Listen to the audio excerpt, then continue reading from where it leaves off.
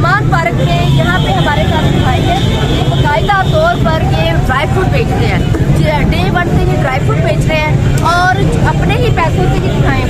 खान साहब के लिए फूल लेके आए हैं, अपनी मेहनत यहाँ पे जो उन्होंने पैसे कमाए हैं और यह कह रहे हैं कि मुझे खान की इतनी मोहब्बत है, इन्होंने खान का फूलों के साथ वेलकम करना है और साथ उन्होंने मुझे भी दिया है कि आपने भी वेलकम करना है।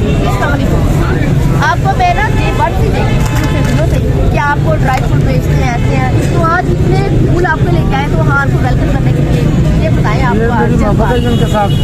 1 महीना 15 दिन हो गए फैसलाबाद से आए हुए, फैसलाबाद के रहने वाला हूँ। यहाँ पे रियोड़ी बेचता हूँ। अभी वो पानी का स्टैंड लगा के रखा हुआ है, पानी चिप्स ये वो मेहनत करके। यहाँ पे माशाल्लाह माहौल भी अच्छा है, सारे प्यार वाले लोग हैं, बहुत इज्जत करते हैं। तो मैं सारी ज़िंदगी पाकिस्तान मुस्लिम लीग में रहा हूँ। 1 महीना 15 दिन से मैं इमरान खान का चाहूँ। अच्छा, जबरदस्त।